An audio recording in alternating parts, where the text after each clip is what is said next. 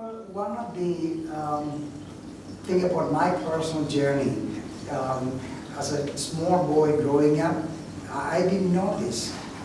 Mahatma Gandhi's life had huge impact on my life. I would read everything you can find under the sun. The movie Gandhi, I watched it 10 million times. No, that's an exaggeration, pretty enough times. But then next, Mother Teresa. And so Swachh Bharat, our beloved Prime Minister, I'm so overjoyed and happy when I heard his passion, his concern to see the country, the poor people, their lives developed and helped and all that. And when I met him, this is an honest truth, I had this weird imaginations of, how this great leader looked. But the more he talked, I looked in his eyes when he talked about the toilets, the suffering people, and the hunger, and the farmers, and all this. I said to myself, he must have been trying so hard to hold his tears back because he was so, full of passion and eagerness.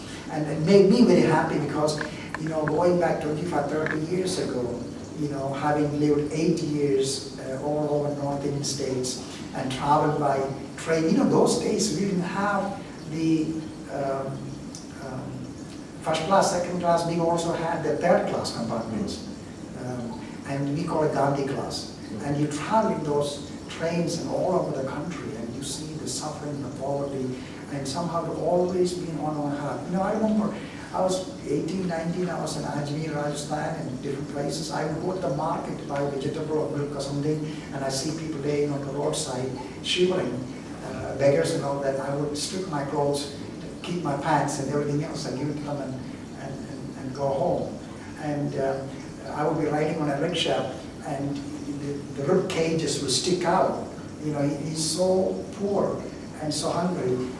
Numerous times I would simply just stop the rickshaw, and he got confused because he was not going fast enough. The truth was I was, crying on the inside for the suffering and watching from behind.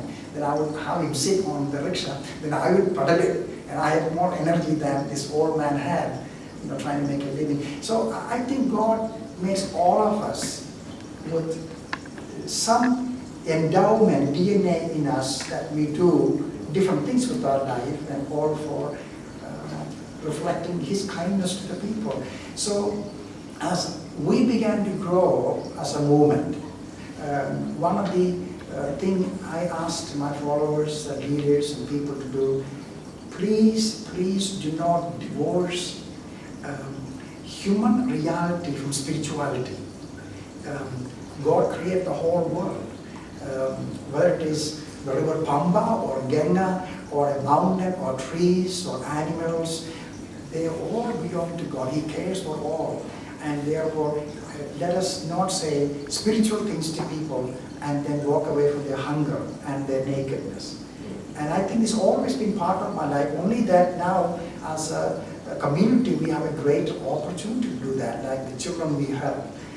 And now with our Prime Minister's enthusiasm about Swachh Bharat, I basically want to meet him privately just to tell him we are at his disposal to do things. And then he told me about the toilet issue, because in Tripura, where I met the chief minister, and he said one of our problems, we built toilets, 18 tribes, but they never used them. And so we took the responsibility to create written information. Then our sisters of compassion, like Mother Teresa sisters, they would go and actually educate these people as communities. Why you need to use this? If not, what happens? And that's how we not only do these things, but we teach them hygiene and taking care of children and healthy children. Did you know that according to government statistics, over 200,000 babies die within 3 days, 4 days of their born, because superstition, mothers are taught